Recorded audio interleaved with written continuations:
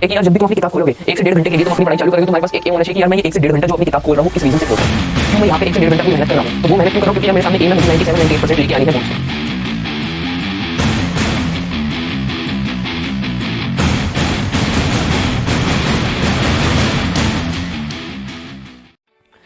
से। Hey guys, this is Nishant Paliwal और आज की वीडियो में हम बात कर रहे होंगे उन 10th क्लास के बच्चों के लिए जो मार्च में 10th में आ चुके थे, लेकिन वो किसी रीज़न की वजह से मार्च, अप्रैल और मई ये 3 महीने अपनी पढ़ाई नहीं कर पाए। उन्हें अब यार अपने अंदर एक पोटेंशियल नज़र आ रहा है कि वो 95% ला सकते हैं, लेकिन यार वो थोड़ा कन्फ्यूजन में है कि क्या वो 95% जून से पढ़ाई स्टार्ट करके ला पाएंगे या उन्होंने वो जो 3 महीने वेस्ट कर दिए तो अब उन्हें अपने परसेंटेज के अपने नंबर के साथ कॉम्प्रोमाइज़ करना पड़ेगा। ऐसा बिल्कुल नहीं है। हम यार जून से अगर मैं बात करूँ, अगर हम सितंबर से भी स्टार्ट करते हैं ना पढ़ाई 10th की, तो हम डेफिनेटली 95% ला सकते हैं। ठीक है, हालांकि मैंने सितंबर से नहीं करी थी, मैंने तो जून से ही पढ़ाई करना स्टार्ट करा था। मैंने भी 3 महीने खूब मस्ती मारी थी स्टार्टिंग के, बाकी जून से मैं थोड़ा सीरियस हो गया था। मेरी परसेंटेज है 10th में 93% थी मेरी, ठीक है, और अभी मैं साइंस में PCM में 12th क्लास में हूँ। तो ये मैं इसलिए बता रहा हूँ क्योंकि यार आपको बताना ज़रूरी है कि जो आपको ये बातें जो आगे आपको गाइड करेगा, तो वो खुद बंदा कितने परसेंटेज लेके आया था, क्या वो खुद कैपेबल था इतने परसेंटेज लाने का जो हमें गाइड कर रहा है। और यही चीज़ आपको उनसे पूछनी है जब यार आपकी 10th एंड होने वाली होगी, 2 से 3 महीने बचे होंगे और जो आपको क्रैश कोर्स बेच रहे होंगे, ठीक है, कि 10,000 में हमारा क्रैश कोर्स ले लो, 20,000 में हमारा क्रैश कोर्स ले लो, या यूट्यूब पे बहुत सारी वीडियोस देख रहे होंगे, यूट्यूब पे बहुत सारी वीडियोस बना रहे होंगे कि 10 दिन में 95% कैसे लेके आए, 96% कैसे लेके आए। तो उन सब लोगों से आपको यही सवाल पूछना है, क्या यार तुमने सही में ये 10 दिन में 95% लेके आए थे? और वो जो क्रैश कोर्स बेच रहे हैं उनसे पूछना है कि यार तुम्हारे जब 10th में, उनसे पूछना है कितनी परसेंटेज आई है, वो बोलेंगे 70-80%। तो उनसे पूछना है कि तुमने क्रैश कोर्स क्यों नहीं पढ़ा फिर, ठीक है। तो इन सब चीज़ों से हमें बच के रहना है। तो आज यार हम फुल एक प्रूफ प्लान डिस्कस करेंगे कि कैसे हमें जून से पढ़ाई स्टार्ट करके अपनी नवंबर तक सिलेबस कंप्लीट करना है, और उसके बाद हम सैम्पल पेपर वगैरह बाकी एसेंशियल चीज़ें करके हम 10th में 95% 96% कैसे लेके आएँ। तो अब यार हम इतने बड़े एम को चेस कर रहे हैं, तो हमारे पास यार कुछ अरेंजमेंट होनी चाहिए, कुछ चीज़ें होनी चाहिए जिसकी वजह से जिनकी हेल्प से हम ये एम चेस कर पाएंगे। तो पहला यार हमें अपनी अब तक जो हम पढ़ाई कर रहे थे वो हम अपने कंफर्ट जोन में बैठ के कर रहे थे। हम बेड पे बैठ के पीछे 2 पिलो का सपोर्ट लगा के नीचे आराम से कुशन बेड में बैठ के हम अपनी पढ़ाई कर रहे थे, भले हम 1 घंटा, 1.5 घंटा, 3 घंटा जितना भी पढ़ रहे थे। लेकिन अब हमें वहाँ उस कंफर्ट जोन से बाहर निकलना है, थोड़ा सा जलना पड़ेगा। इतने बड़ा काम करना है तो हमें थोड़ा तो जलना पड़ेगा, ठीक है। तो उस कंफर्ट जोन से हमें बाहर निकलना है और टेबल चेयर पे आना है। हमें अपने लिए एक टेबल और चेयर का अरेंजमेंट करना है। अगर है तो बहुत बढ़िया बात है, नहीं है तो यार अरेंज कर लो, और अगर नहीं कर पा रहे हो तो एटलीस्ट एक चेयर तो हमारे पास होनी चाहिए, ठीक है। वो हम बेड के किनारे या कोई भी स्टूल वगैरह पे लगा के पढ़ सकते हैं। तो हमें एक टेबल चेयर का अरेंजमेंट करना है सबसे पहले। उसके बाद यार कुछ एसेंशियल बुक्स, क्योंकि NCERT पढ़ना इतना आसान नहीं होता, तो हम कुछ रेफरेंस या रिफ्रेशर्स बुक जिन्हें कहते हैं स्कूल में रेफरेंस बुक या रिफ्रेशर बुक बोला जाता है, NCERT की इक्विवेलेंट, जिसमें ज़्यादा बड़ा कंटेंट ना हो, NCERT से मिलता जुलता कंटेंट हो, NCERT के कंटेंट को ही एक्सप्लेन कर रखा हो, तो वो बुक्स हम बाय कर रहे हैं अपने लिए। तो यार जो मैं सजेस्ट करूँगा, जो मैंने यूज़ करी थी, मैंने मैथ्स के लिए कोई रेफरेंस बुक यूज़ नहीं करी थी, मैथ्स के लिए खाली मैंने सैम्पल पेपर वगैरह करे थे एंड में। साइंस के लिए यार मैंने एक रेफरेंस बुक यूज़ करी थी, फिज़िक्स में मैंने एस चंद पब्लिकेशन की यूज़ करी थी, केमिस्ट्री में मैंने बहुत सुंदर बुक है लखमीर सिंह और मंजीत कौर द्वारा लिखी हुई, बहुत अच्छी केमिस्ट्री की बुक है वो, तो वो मैंने यूज़ करी थी। और बायोलॉजी में मैंने एस चंद पब्लिकेशन की यूज़ करी थी, ठीक है। तो ये तीनों बुक हम बाय कर लेंगे, अगर कर सकते हैं, अरेंज कर सकते हैं तो अरेंज कर लेंगे, किसी भी ईयर की चलेंगी, सब में बहुत बढ़िया कंटेंट होता है। बहुत ज़्यादा पुरानी मत चले जाना, अभी लेटेस्ट की, मतलब 5-6 साल पुरानी भी चलेंगी, ठीक है। SST में यार मैंने SST में मैंने 100% सक्सेस का क्वेश्चन बैंक यूज़ करा था। साथ में यार मेरे स्कूल की टीचर का प्लस पॉइंट था कि उन्होंने काफ़ी अच्छे नोट्स बनवाए थे, तो उससे मेरा काम हो गया था। तो ये यार मैंने अपनी तरफ से जो मैंने बुक यूज़ करी थी वो बता दिए तुम्हें जो अच्छी लगती है तुम वो करना, लेकिन ध्यान रखना कि यार NCERT इक्विवेलेंट हो। कोई बिल्कुल फर्जी पब्लिकेशन की मत ले लेना, कोई बिल्कुल हाई लेवल पब्लिकेशन की मत लेना कि यार तुम्हें समझ ही ना है उसमें क्या लिखा है। इंडियन ऑथर की अच्छी बुक लेना, ठीक है। अपने टीचर से बात करके, अपने कोचिंग वाले टीचर से बात करके तुम खुद डिसाइड कर सकते हो। उसके बाद यार हमें अपने एक चार्ट बनाना है, उस चार्ट पे हमें बड़ा बड़ा लिखना है जो हमारा एम है। एम यार हमें 95, 96, 97% का रखना है, क्योंकि यार अगर जब तक हम बड़ा नहीं सोचेंगे तब तक हम यार ऐसा माना जाता है कि हम जितना सोचते हैं उससे 1-2 स्टेप नीचे आके गिरते हैं। तो यार जब हमारी सोच ही 80% पे अटक जाएगी, 85% पे अटक जाएगी, तो यार हम यार 70, 73, 74% पे आके अटक जाएंगे। तो हमें एटलीस्ट 96, 97 तक का एम रखना है कि हम मिनिमम 95% तो ला सकें, हम मिनिमम 95, 96% तो ला सकें। ठीक है, एक बार तुम्हारी 10th में इतनी परसेंट आ गई तो तुम्हारे पास 2 चीज़ें अच्छी होंगी। पहली चीज़ तो है तुम्हारा कॉन्फिडेंस बूस्टअप होगा, दूसरी चीज़ तुम्हें स्ट्रीम सिलेक्शन में आसानी होगी। अगर तुम यार 90+ जा रहे हो 10th में तो तुम्हारे पास 3 चॉइसेस होगी, तुम साइंस ले लो, कॉमर्स ले लो, ह्यूमैनिटीज़ ले लो। अगर तुम अराउंड 80 के आसपास होते हो तुम्हें साइंस से कॉम्प्रोमाइज़ करना पड़ता है, तुम्हें आर्ट्स या कॉमर्स में से ही कोई चूज़ करना पड़ता है। और अगर तुम यार 70% से नीचे चले आते हो तो फिर तो तुम्हारे पास कोई चॉइस ही नहीं होती, तुम्हें आर्ट्स ही लेनी पड़ती है। ठीक है, तो क्यों ना यार हम अपने पास बड़ी चॉइस रखें, ज़्यादा चॉइसेस रखें।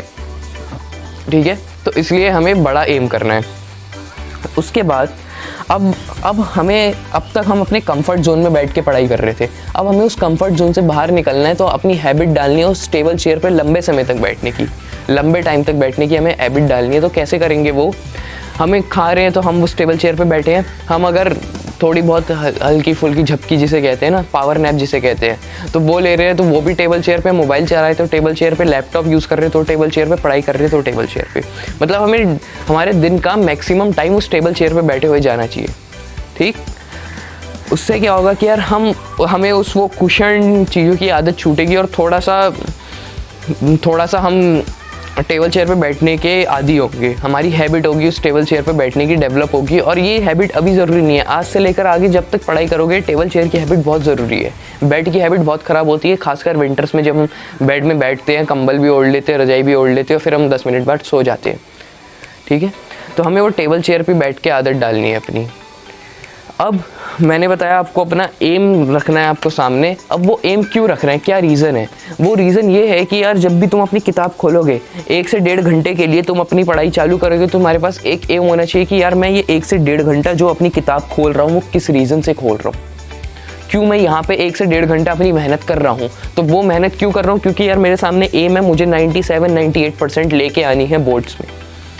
ठीक, उसके बाद जब तुम ये 1 से 1.5 हफ्ते बाद इस हैबिट में डेवलप हो जाओगे तो अब तुम्हारे पास जो जून का महीना है ये बहुत गोल्डन अपॉर्चुनिटी है। मतलब ये तुम्हारे लिए इस तरीके से कि तुम बड़े से रेगिस्तान में खो गए हो, बहुत प्यासे हो और तुम्हें सामने यार एक पानी का बोतल दिख जाता है।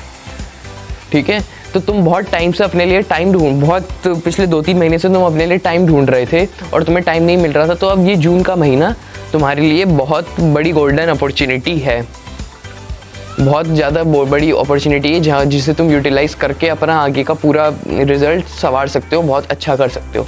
तो इस जून के महीने में तुम्हें एश्योर करना है कि अगर तुम ज़ीरो मतलब बिल्कुल फर्स्ट चैप्टर से स्टार्ट कर रहे हो तो मैथ्स में तुम्हारे एटलीस्ट क्वाड्रेटिक इक्वेशन तक कंप्लीट हो जाना चाहिए।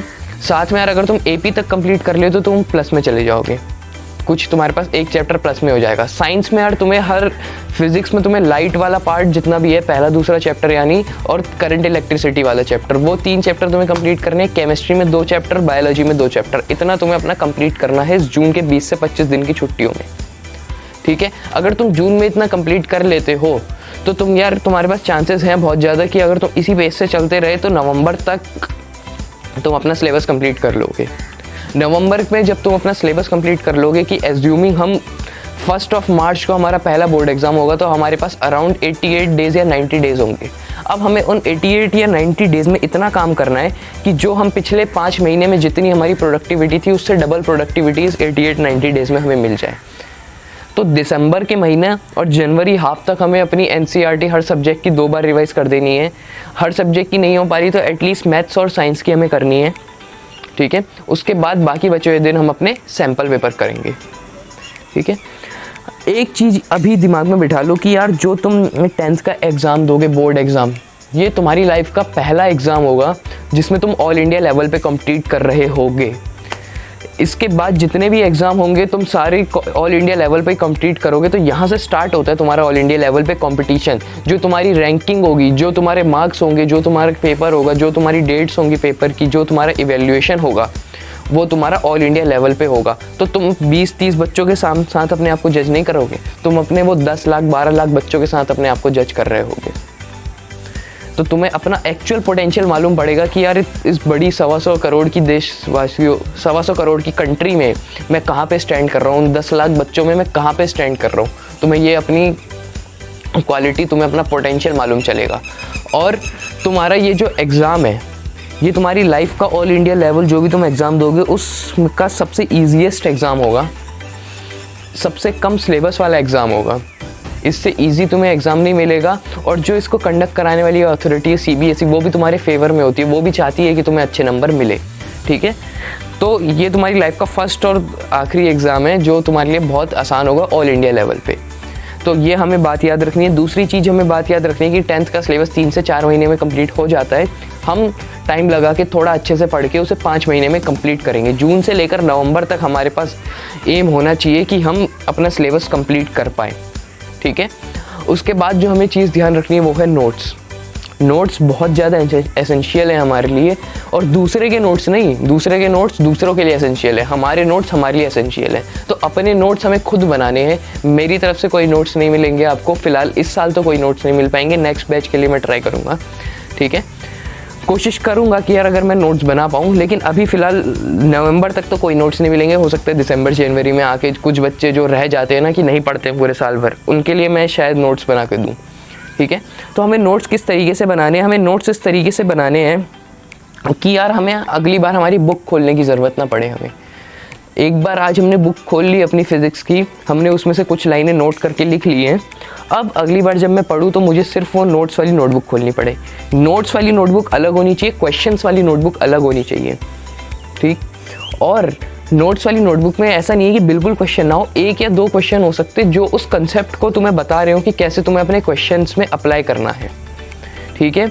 उसके बाद यार तुम्हें डिपेंड नहीं रहना अपने कोचिंग के टीचर्स पे, अपने स्कूल के टीचर्स पे कि यार अभी ये तीसरा चैप्टर कर रहे हो तो मुझे भी तीसरा चैप्टर करना है, चौथा कर रहे हो तो मुझे भी चौथा करना है। नहीं, तुम अपने हिसाब से तुम जो सा चैप्टर कर रहे हो वो तुम्हें अभी करना है, ठीक है। इतना काम तुम्हें करना है। उसके बाद जब तुम एंड में जाओगे, मतलब दिसंबर जनवरी के आसपास पहुंचोगे, तो तुम देखोगे कि यार जो तुम्हारे फ्रेंड्स हैं, तुम्हें ऐसे बहुत सारे लोग मिलेंगे जो तुम्हें डिमोटिवेट कर रहे होंगे। तुम्हारे फ्रेंड्स बोल रहे होंगे कि यार मैंने तो अभी तक पढ़ा ही नहीं है। तो तुम्हें क्या लगेगा कि यार इसने तो अब तक पढ़ा नहीं है, एक्चुअल में उसने पढ़ लिया होगा, लेकिन तुम्हें लगेगा इसने तो अब तक पढ़ा नहीं है। तो तुम क्या करोगे, यार मैंने तो बहुत पढ़ लिया, मुझे तो बहुत आता है, और तुम यहाँ ओवर कॉन्फिडेंट होके पढ़ाई छोड़ दोगे। कुछ फ्रेंड्स ऐसे होंगे कि यार वो बोलेंगे मैंने तो अभी तक यार कुछ भी नहीं पढ़ा, तो तुम कहोगे यार। कुछ फ्रेंड्स ऐसे होंगे जो कहेंगे कि मैंने अब तक बहुत ज़्यादा पढ़ लिया है, मैंने सब कुछ पढ़ लिया, मेरा पूरा सिलेबस कंप्लीट हो चुका, मैं सैम्पल पेपर सब कर चुका हूँ मैं। तो उनसे भी तुम्हें बच के रहना, उनसे तुम्हें डिमोटिवेशन मिलेगा कि यार इसने इतना कर लिया, मैं तो अभी तक यहीं पर बैठा हूँ और मैं तो कुछ कर नहीं पाऊँगा, ठीक है। तो उनसे भी तुम्हें दूर रहना है, इन 2 चीज़ों से तुम्हें दूर रहना है। साथ में पूरे साल भर तुम्हें जो इसके पीछे जो सक्सेस आएगी तुम्हारी 95-96% के पीछे, तो उसके पीछे एक बड़ा रीज़न होगा मोबाइल। तो तुम्हें वो मोबाइल से दूर रहना है। वो मोबाइल तुम्हारे लिए डिस्ट्रैक्शन होगा इस साल, अगले साल और 12th में। ये 3 साल तुम्हारे लिए मोबाइल डिस्ट्रैक्शन होगा। अगर तुम ऑनलाइन पढ़ाई भी कर रहे हो, ऑनलाइन लेक्चर वगैरह ले रहे हो, तो लैपटॉप को प्रेफर करो, मोबाइल से दूर रहो। मोबाइल सिर्फ कॉल करने के लिए है तुम्हारे लिए, तुम्हारा कोई पर्सनल मोबाइल नहीं होना चाहिए, एटलीस्ट इस साल तो नहीं होना चाहिए। उसके बाद तुम्हारे जो पेरेंट्स का मोबाइल है उसी को यूज़ करो तुम अभी, ठीक है। तो इतनी चीज़ें हमें ध्यान रखनी है। इन चीज़ों के बाद आखिरी के 2 महीने की जो स्ट्रेटजी होगी वो हमारी, वो 80 से 90 डेज़ की, ठीक है। उसमें क्या करना है, हमें अपना बड़ा सा चार्ट पेपर बनाना है, रिवर्स काउंटिंग लिखनी है। 90 मतलब अप्रॉक्स हमें 90 डेज़ मिलेंगे। अगर हम एज्यूम कर रहे हैं कि हम 1 मार्च से हमारे बोर्ड एग्ज़ाम होते हैं, तो दिसंबर से लेकर हमें 1 मार्च तक अप्रॉक्स 90 डेज़ मिलेंगे। तो उन 90 डेज़ की हमें स्ट्रेटजी लिखनी है, स्ट्रेटजी नहीं लिखनी, उन 90 डेज़ को हमें रिवर्स काउंटिंग में लिखना है कि 90, 89, 88, 87 ऐसे करके। और या तो हम पहले ही अपना गोल डिफाइन कर लें उसके आगे कि आज मुझे ये करना है, आज मुझे ये करना है, या फिर हम सोने से पहले उस चार्ट पेपर पे लिखे कि आज मैंने इतना पढ़ा और फिर उस दिन को कट कर दें। इससे तुम्हें बार बार ये दिमाग में रहेगा कि इतने दिन बचे मेरे पास, इतने दिन बचे हैं, इतने दिन बचे हैं, इतने दिन बचे हैं, और तुम अपने आप का पोटेंशियल बढ़ाते रहोगे। तुम अपने आप को और ज़्यादा, आज तुम 3 टॉपिक कवर कर रहे हो तो अगले दिन तुम 4, 5, 6 टॉपिक ऐसे करके कवर कर पाओगे। तो इतनी चीज़ें जब तुम अपने दिमाग में ध्यान रखोगे, ऐसे ऐसे फॉलो करोगे, तो तुम्हारे कहीं बोर्ड्स में जाके 95-96% बनेंगे। और एक चीज़ ध्यान रखना कि अगर तुम नहीं कर रहे हो तो कोई और ज़रूर कर रहा होगा। हमेशा मैं कहता हूँ कि अगर तुम नहीं कर रहे हो तो कोई और ज़रूर कर रहा होगा, तो वो कोई और तुमसे आगे निकल जाएगा। ठीक है, तो इतनी चीज़ें तुम्हें ध्यान रखनी है। तो होप कि तुम्हें ये वीडियो हेल्पफुल लगाओ। आगे ऐसी मैं वीडियोस और बनाऊंगा तुम्हारे लिए, कैसे कैसे तुम्हें आगे आगे करके प्लान करना है अपने लिए। तो until next video, keep practising.